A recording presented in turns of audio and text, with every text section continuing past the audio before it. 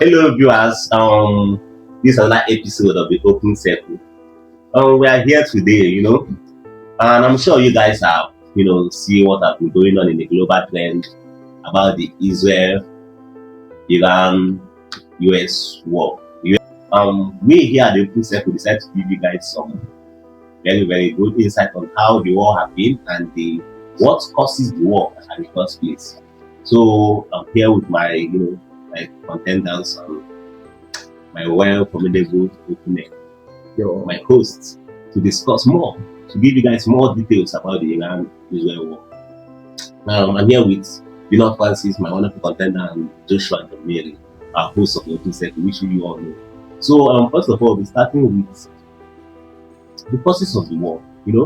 What really caused the war? Which some factors might be immediate, some might be historic in nature.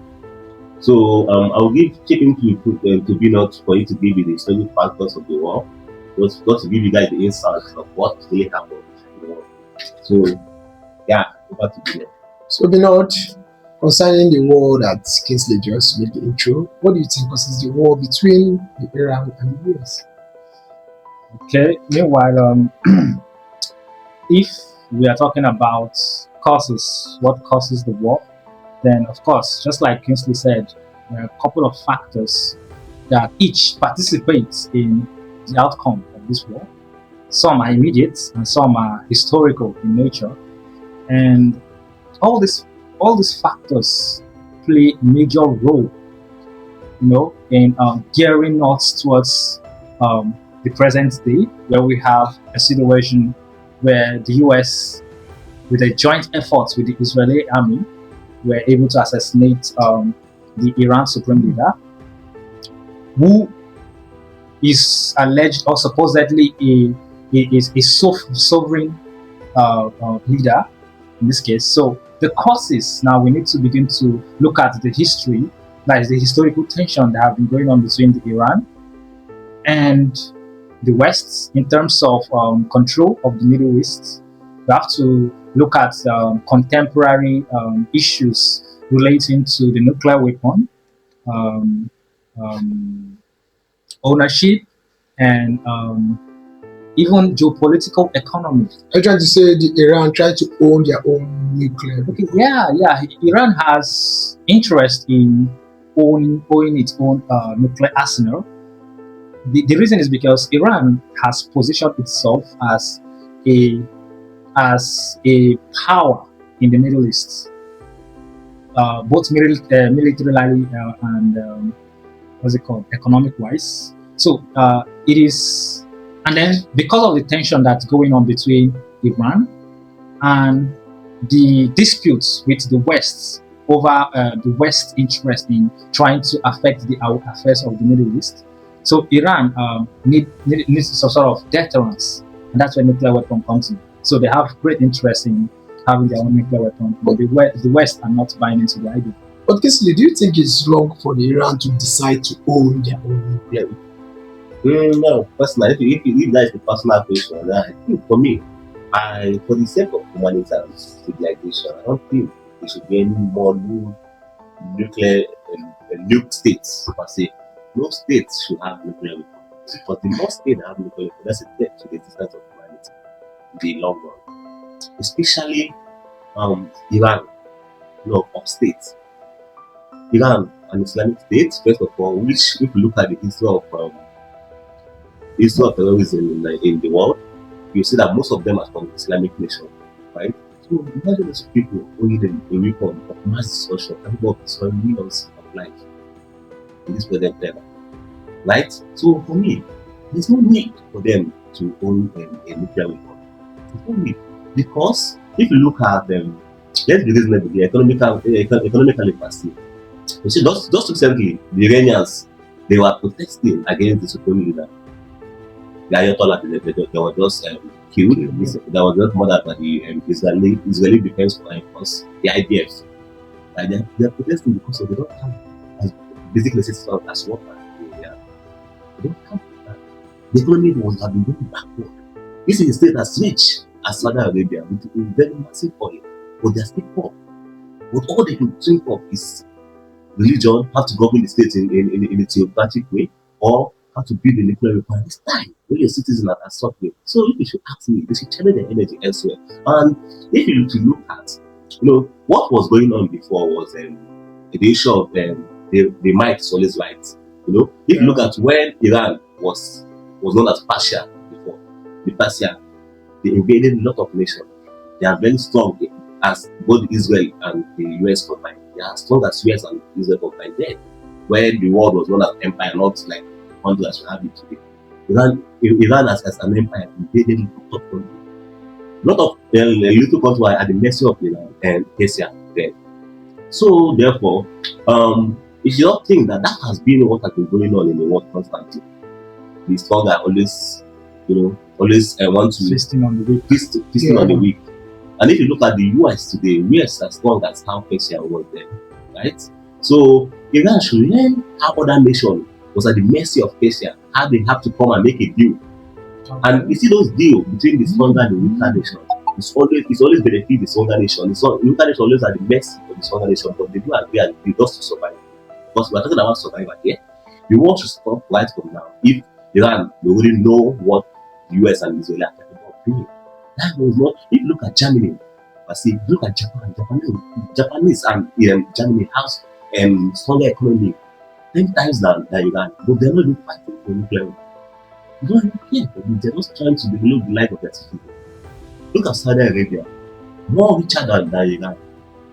They are still a neighbor to Israel. Saudi Arabia, Ukraine, no, not Ukraine. Saudi Arabia, Kuwait, and one other nation. As we all know, the United Arab Emirates. They are neighbor, but these people don't have nuclear fires. So what happened? Why did Iran want to go nuclear? It's the most important thing to do now. But this is how we have mission in poverty, dying of hunger, dying of death. But you think all you need now is a nuclear weapon. And if you look at this, some people argue that people argue on the basis of human rights. Since the US own it, other nations own it, since they are sovereign nations, right? But now the thing there is that it's so unfortunate that about 8 countries have nuclear weapons, and I think our viewers should understand how nuclear weapons are. The first atomic bomb being thrown in Nagasaki and Hiroshima is lesser than the nuclear weapon we have today. This nuclear weapon about is destroying millions. Divide into 50, that's why you pick one. Yet that one kills hundreds, thousands. It's crazy. So what did they need it for? But Bernard, yeah. What else do you think causes this? Was it only the nuclear weapon, or do you think there's other resources or something else, or economic wine? Okay, yeah. So like I mentioned earlier, there are a number of factors. Yeah. Historically, we have cases of, before now, the Iran system of government wasn't theocratic in nature. Before now, I don't know, was it monarchism? Yes, it's monarchism that they practice. But then there was certain level of freedom, Kind of a constitutional monarchy. Yes, exactly. I mean, citizens are allowed to move about, put on clothes, that they are comfortable wearing. And then eventually, I think 40 something years ago, some sort of revolution happened. That was when the supreme leader and his cohort, the Shia movements, they are Shia, right? So they toppled the monarchism. So from that point, they created some sort of reform that constrained, the internal affairs of how citizens live. Now, this is against Western ideology. That's number one reason. So there is this tension of the West are always promoting or preaching for a free world. Freedom. Everybody should be allowed to live his life. I think democracy came from the West. West, exactly. And that's what democracy is preaching. But Iran is opposite. It's like the system there is oppressive in nature. Now, that's one of the reasons. So there is a need for the West to come in and fix that, to be honest. Because they want the citizen to be free. To be free, yes. I mean, you need to see that there are people get beheaded for doing simple things in Iran. So it's really that bad. And then secondly, like Kingsley said, seriously, it is important that Iran doesn't lay its hand on a nuclear weapon. Iran is they are extremists. of course, we know we have this general idea that the Shia movement are extremists in nature, and so we cannot have that. If this is not even the West, it is the world itself. We cannot have another North Korean dictator again in the Middle East because why they need nuclear weapon as a deterrence. You need nuclear weapon because if Iran had nuclear weapon, the US most likely wouldn't have attacked Iran because why? The retaliation because of nuclear weapon to cause devastating, catastrophic issues. But they don't, and it is important that it remains like that. And yes, Iran should just focus on building its economy. You don't need that. Although I understand from your point of view, I understand how the Middle East or the Islamic nature are always against Western influence because it goes against their religious identity, their religious idiosyncrasy, right? So they have this idea of we need to revoke the West, no matter what. Understand? So they have this special interest. Based on their religious practice. Yes, it is important to them, and they feel, if we don't improve militarily, then the West will come and grapple on. We control both our internal affairs. And so, it might affect their religion. Yes, it will affect even their religion because certain things that their religion actually promotes. For example, what is it called? What is this judicial system that is promoted by the Muslim? And Sharia. Sharia. Yes. So the Sharia is the kind of law that can easily kill you because you, I don't know, you're walking with a lady on the street. Exactly, because he held a lady. So you see, these kind of things are against the Western ideology, and no, we cannot have it. Again, I'm thinking, right? I want our viewers to know, I want those watching over the watch to know that these have never built any nation. You can't build a nation based on religion. First of all, right? If you look constantly living in old Christianity, the Catholic way, if religion build a nation, Vatican City will build a way nation is not a nation. Exactly. But religion never build a nation. So even if we should look at this critically, theocracy have done more harm than good. Many nations that base their laws on religion, right? If you look at what like my sorry, my colleague, I'll just say it now. Your friend, not even a colleague, about, friend. Because today is your friend. What he said about what he actually said, right? But if you look at the world today, you notice that the outcry mainly in Nigeria. When all this thing was happening decades ago, like when Iran was still Persia, right, there was no global outcry. Then Persia was white. But now you see mainly in Nigeria, despite the Muslim part of Nigeria. Now dead to Israel, dead to America, right? I want you guys to know first of all that both the Christian and the Muslim, you should know that there are more Muslims in Israel than Christians. For you? Yeah. And there are more Muslims, there are more Christians. So there are more Christians in Iran than in Israel. Like there are more Christians in Iran than in Israel. Than in Israel. There are more Muslims. There is no regional war then. It's not a regional war. And if you look at it, Saudi Arabia that's seen as the birthplace of Islam, is still supporting America. Yeah, that's why I'm even confused. I want us to talk about why most Islamic countries are in support of the US. I don't know. That's what you have to look about. You see that it's not a religious war. I think that Nigeria has this invasion dead to Israel. You can never see someone in Saudi Arabia something dead to Israel. But if you look at some Islamic people in Nigeria protesting that they should leave Iran for their own. That's how even during the time of Hezbollah time, they are still protesting. That's how clearly people that they will listen to religion. They don't know the history, the historic part of something, right? And to Christian too, just like I said, there are more Muslims living in Israel than Christians, right? So we don't have to look this in the religious perspective. We have to look at this as how it should be, We can analyze this critically. Rationality. Within our rationality, right? So my point is that this is not a religious war, first of all. Even Christians shouldn't think that Israel and US is a savior to mankind. Because if you look at the history of Afghanistan, history of Vietnam, you see that the US is not on its market. They don't do things because of humanity, right? If you look at just like I say that Iran should learn how to survive, how the weaker nations survive under the Persian Empire. If you look at what happened earlier this year, when they are threatening Nigeria and name Nigeria as a country of particular concern. Like based on That is Christian going to genocide. invade Nigeria based on Christian genocide. What happened? This is not happening. Well, look at how the Tinubu government went at the back to negotiate with US. So what I'm trying to understand by this is that it's not easier in this present dispensation to avoid war than decades ago. Yeah. Iran can avoid this war. This is not something that can take too long, right? This is But Trump said you don't need the negotiation, you need to surrender. because of that Yeah, thing. Yeah, when you know that you're not minding the war, you're not winning, you have to give your own terms. Yes, that's how it is. That's how And it is just like you said, this is not a religious war. During the Persian Empire, during that era, like you said, this has nothing to do with religion. You know, the Persian identity is not Islamic in nature. As a matter of fact, it's a cultural identity. And it was until the Arab nation invaded Persia, that was when they converted them into the Muslim nation, right? Now, it is not, so therefore, it baffles me where people are having conversation and they keep mentioning religion. It baffles me where we begin to take sides based on our religious inclination. This is a question of what is right and what is wrong. This is not a question of who do I identify with. Understand? Now, another factor that is being considered. You see, one of the issue now is the question of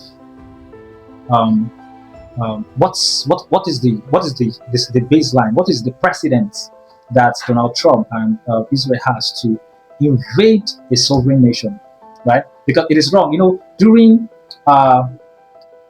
years back, let's say decade, centuries ago, it is normal for a country to invade another country, and provided I have power, I can invade you, take control of you, consolidate power for myself. You know, if you look at the Ottoman Empire, the Persian Empire, the British Empire, the British Empire, Spanish, exactly. All those empire and even the Mongol, which were and what we've forgotten the Roman Empire, the most powerful back then.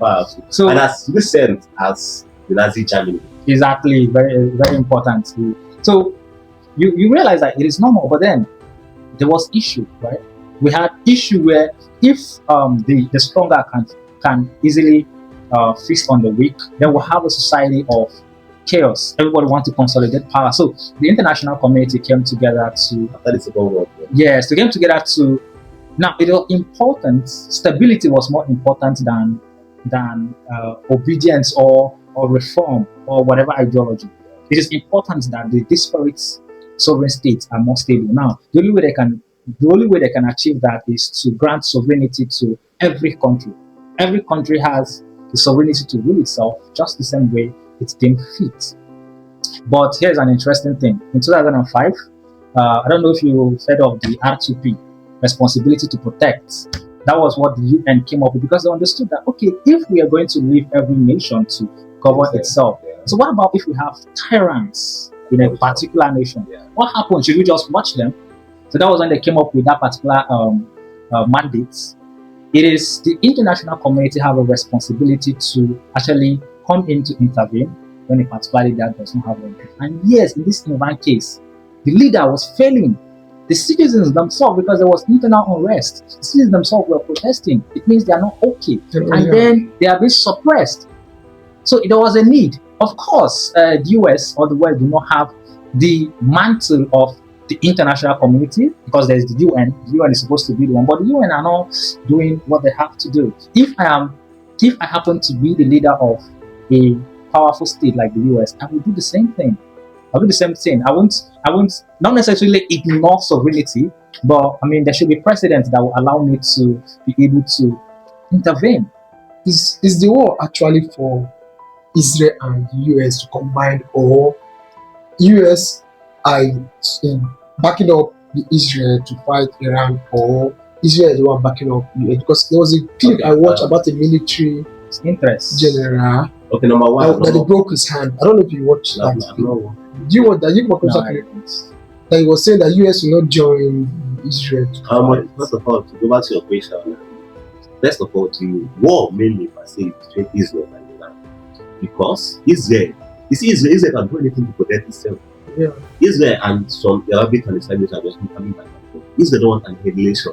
Many countries are targeting Israel, but they hate them out of as well as the Jew from Germany. They want to the Holocaust. And so Israel is really needing to protect himself like any means possible. So Iran having a nuke is more threat to Israel than anything else. You are breaking down something. Because the nuke from Iran can actually be sent to Israel. But not all nuke can move from Iran to US territory directly. So yeah. So that is the worst fear first of all. That's how it has to suppress it before the US intervene. Right? And if you look at this war, after the supreme leader Ayatollah was killed, this Iran supreme leader was killed on 28th February, right? You notice that the citizens are happy. You can see they're celebrating. I saw the video as well. Now, what does that tell you? That any religious nation, you can't use religion to put down a nation. It doesn't work that way. You can't suppress women. Now there's education. Now the civilization. Yeah. You can look at it this way. In Iran, in any Islamic nation today, the nation using Islamic doctrine as their constitution. That's the Sharia. There's suppression of especially women. Women don't get education. Women can't go and do business. Women public spaces. Exactly. Even Afghanistan, the Taliban. That's what is happening there. You can see the suppression of human rights. And since if you want to even go to religion, if someone live in a religion as a religious country, you know that look at his name, said Ayatollah the Supreme Leader. Nobody's supreme except God. Like, you know what that means? Supreme leader, you can go and do. That means you can be able to interpret God's word in his own way. Yeah. And you can't even give him a doubt. In Iran, they can't do video. If they scan off the head, it's shown as a leader. You to it. You're giving almost, I think, 70 strokes of hair. It's just which body you want to take a letter? That's supposed to happen. That's why, even after that, Muslims in Nigeria are protesting, but the Iranians are happy. Is that not hypocrisy? Why there are people from Nigeria they have never seen it? I watched the video. Hypocrisy is that? I watched the video just yesterday. I couldn't finish the video. The visual showed a lady, a small girl. I think she should be 12 or 13. She was beaten, like the way they beat thieves in Nigeria. With your legs to put her, use your hand to punch her. That's how this girl was beaten. Now what did she do? She got a job in a cafe. Now here's what happened. Her family, she had a mom and an auntie. The father died. So there is nobody. She had a mom and an auntie who are sick. There's nobody who will take care of them. So she started dressing like a boy, and she got the job 2 years ago. So she started behaving like a boy. So eventually we found out. Now you need to see this beating. Like, it was so brutal. Now, this happened in Afghanistan. Now these are the ideology that happens within such settings in the Middle East. And it is actually an infringement of human rights. They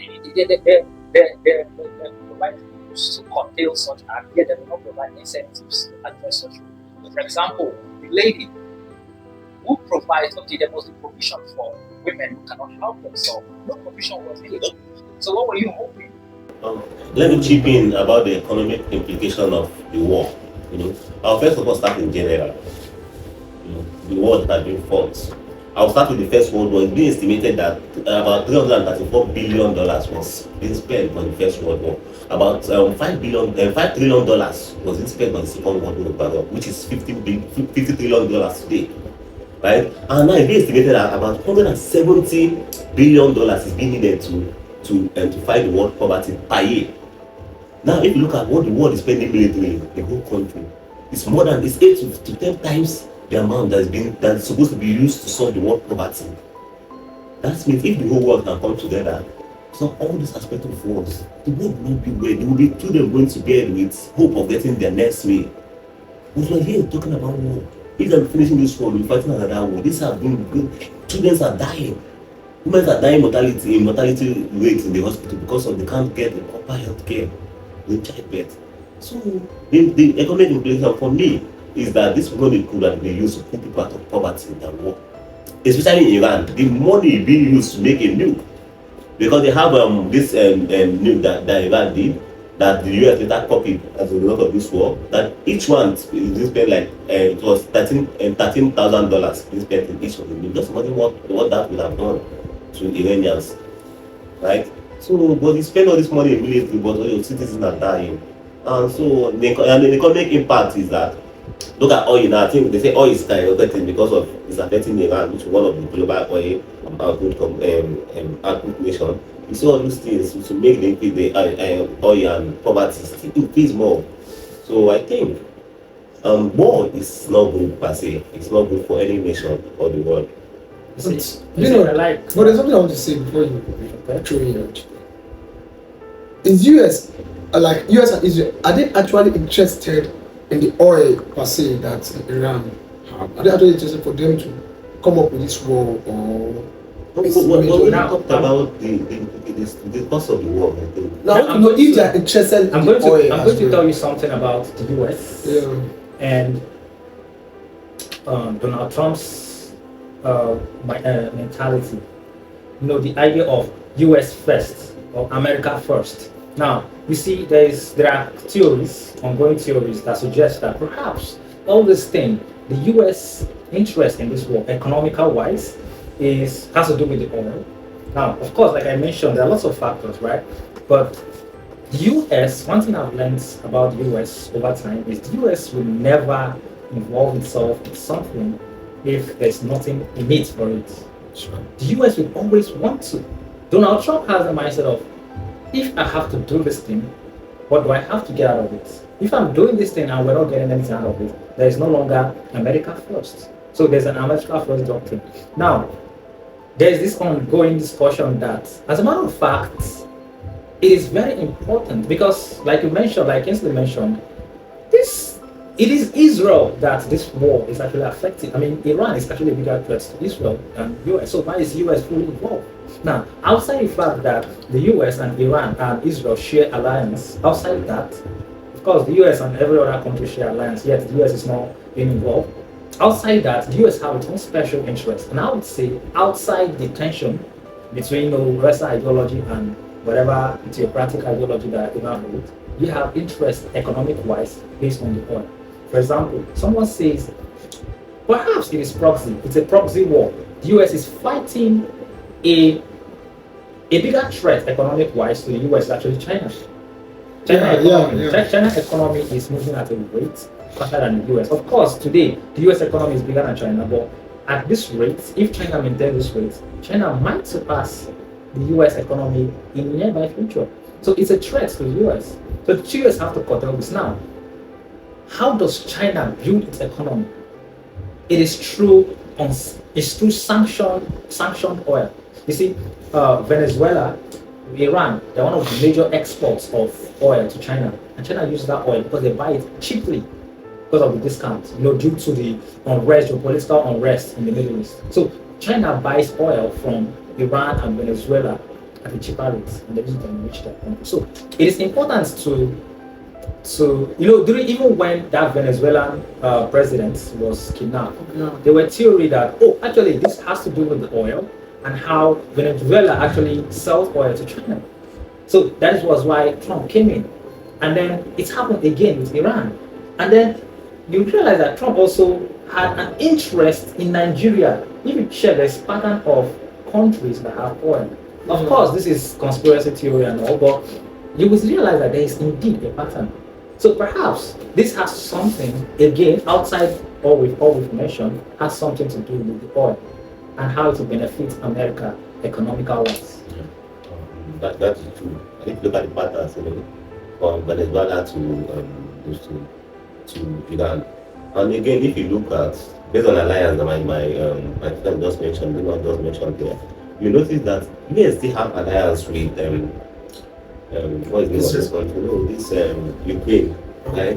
When you immediately after the Cold War, US told Ukraine that because there was a nuclear weapon in Ukraine because it was part of the Soviet Union. US told Ukraine that give Russia your nuclear weapon so that in case there's any altercation in there, let's know who we face. We don't want to face different opponents. And you'll be saying, we will protect you. That was what the US was. So did they protect them? That was what I'm heading. That's where I'm heading to. Okay. So it's not about alliance between Israel and US that made the US involved in that. If not, why didn't they save Ukraine in this Russia-Ukraine war? But they left Ukraine to their own fate. You see, because they don't have anything to benefit in Ukraine. We don't have anything that will benefit us. That you say the US has their personal interest in it. Yeah, any war. I was listening to the interview of one retired US soldier in Nigeria that retired from US military. Yeah. Right? He was saying that even the cost of a US missile bomb, they can't use that costs thousands of dollars. They can't use that cost just to save you. They don't like you that much to go a missile to kill terrorists in your country. Just for that, a missile bomb costs about $300,000. So they just throw it and save you. With their $300,000 just to save you. No, they have interest. If they look with the cost and the benefit is more higher than the cost, they go for it. So that is why after every back and forth, the US is no more interested in ending genocide in Nigeria. It has come down because, but I think if you look at how Nigeria was going before when Tinubu came into office, was going to Russia, going to China. But we see that as a threat that these guys are not coming to us. They are going to the Eastern Bloc. They are going to our enemies per se. Because I think the US is still in a more colder war with Russia and China. Yeah, it's still ongoing. It's still ongoing, but it's not as the Cold War is not over. So if you look at it, when Donald Trump made that statement, I think the Nigerian government has to go and make some agreement. Okay, look this and that's why it has come down to this. So if you look at everything, the US has interest, and that's how it's supposed to be. And you can't blame them. So what will happen now is that every country should stay at their interest and follow it up. If that is but if we're talking about Israel, this thing, that's another case. So I think my opening wanted to make the economic implication of the war before all this. I don't know if it's still okay. Yeah. So the idea that I was pushing was it's not your opponent, please. Oh, it's he's used to having me at the other end. Today we are friends. Yeah, that is true. Yeah. So the economic implication. Well, I spoke in light of the economic interests that the US have, but the implication is just like Kinsley said, is so much money are being disbursed into war. If you check history, lots of numbers, he quotes lots of numbers, and I this is the first time I'm getting to hear all these numbers, and I was like, damn, I mean, why can't the world sit down and figure this out?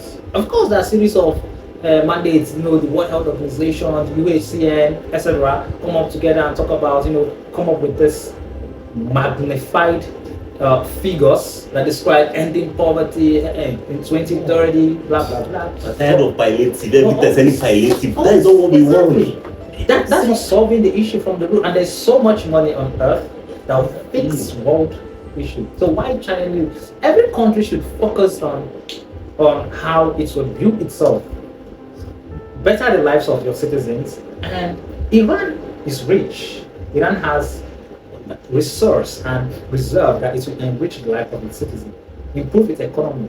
Yet this is a misguided priority, I would say, and it's a problem. It's a problem. But since we just want to talk about the war, so we will go deep into that. So let's conclude by saying, in conclusion, right? I would say that in conclusion of this is, I would suggest if the whole world can listen to me, first of all, the might is not always right, and right is not always might. Don't just attack any nation. Don't just go to a fight if you think you are right without having might. You see, that was what Iran is doing. You think I'm supposed to have nuclear weapons, so it's my right. Then you want to go to a fight why you don't have the might. You see where the problem is. So what happened there? I agree that a weaker nation, right? You can't contend with the US at this place. There's some process to this thing. Now look at how the infrastructure has been dismantled in Iran. A lot of development and this and that start from this. That's one of the disadvantages of war. Not a single pebble has been shifted in the US. You're not talking about the humans that are there. The women that have lost their life, and that is one of the. You see one thing with all this tyrant leaders, right? To those that cause problems that are afraid to live with the citizens without them knowing. Look at citizens that have been that are not even involved in the war, but they lost their life. Well, here is the problem. Before you conclude, here is the problem with the current leadership structure of Iran. They said, oh, we are going to keep fighting beyond the scheduled extent. The idea is, oh, we understand that the US and Israel might have come up with this theory of how long it will take for them to defeat us. We have what it takes to extend it beyond that time. So you see that this is fucked up. You know that you cannot win this war, yet you're saying, oh, you can extend it. You know, you have the spirit of endurance. What are you saying? So at the end of it all, what's the Do you know what happened? There are 82. They used to call them. I've forgotten the Islamic name they call them, but they're just like the lawmakers in Iran, right? After the elimination of the supreme leader, they went to this parliament for a vote of the new leader. You know what the Israelis did? They got the information. They wait for them. They voted. When they are counting the votes, they destroyed the building. 82 of them died. Again. Wow. It just happened. So now, before they will be able to assemble themselves again to choose a leader, you see all these things happening. The Israelis only have intelligence in place, and they know it, but they don't keep going for this. And you see these guys, Israelis, they are prepared for this. They have what they call the kind of the CIA in Israel. They call them Mossad. Mossad, yeah. Right? These guys are so sophisticated that they can hear the conversation in your bedroom. Israel said there's nowhere on earth. That was what was his name? The Israel leader. Nowhere on earth you had, even if it's a hole, that can't find you. The most advanced, the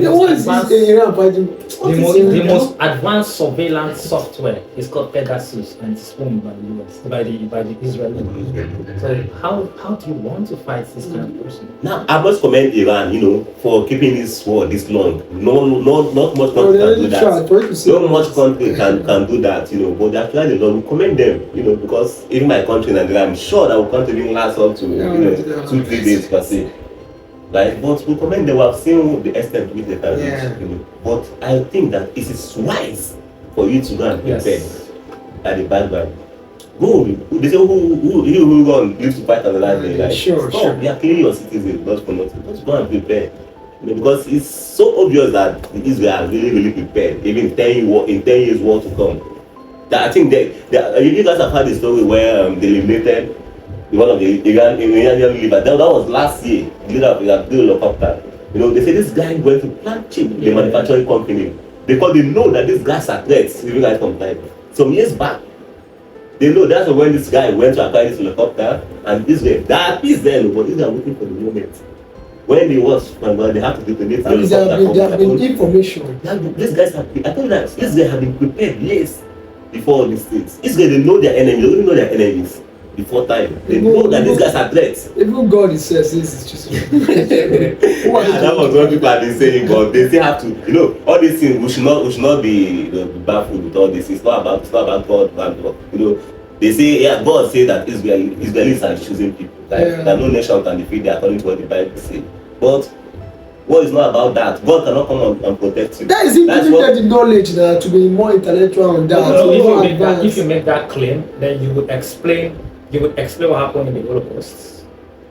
Because it has not been long since Israel settled in that particular, what's it called? The place where they are now. Israel were not there. As of years back. In fact, during the, all those, it was actually occupied by, although there's history, deep layered history, where, this particular sect, what's it called? This particular group of people occupied it, they were defeated, another occupied it, they were defeated. Although if you check the historical roots, it goes back to Israel, but there was a point where it wasn't. That was why, when they were sending all the, what do they call them? When the Christendom were trying to retake Jerusalem, I've forgotten what they call them. People sent from the European nation. Okay, is it I don't talk about the Crusaders? The Crusaders, exactly. The first, second, third Crusaders that were sent to come and take over. So during that point, Israelis were not occupying that place. So it has not been long since Israel took over that thing. But then, because we cannot sit down and say, oh, God is actually helping. No, Israel prepared. So what about the base point of view is that you cannot protect a nation with the lion of the tribe of Judah. So that is the Iron Dome. That's what these guys use. They're not using Holy Ghost fire or something, you know. They're using Are you referring to me, Nigerians? I mean, that's what I'm trying to say. But Nigeria will do pray to God. God protect us, you know. God of fire. Has God not been protecting us? With all this happening. We're still using F12 and there's F35. Yeah, God is protecting us. So I really thank everyone for your views on this Iran and the EU. You know that what we've been saying is Israel and Iran war. We're saying it's Iran and US war, which I don't understand. Iran versus US slash Israel. Okay. I think I'll be able to understand though that. Thank you. Yeah. And for our viewers that have been with us right from when we start, we appreciate your belief, your confidence, your trust, and we keep on giving you what you want and giving you what you want to see. Please continue liking and sharing our video. Thank you all and have a wonderful week.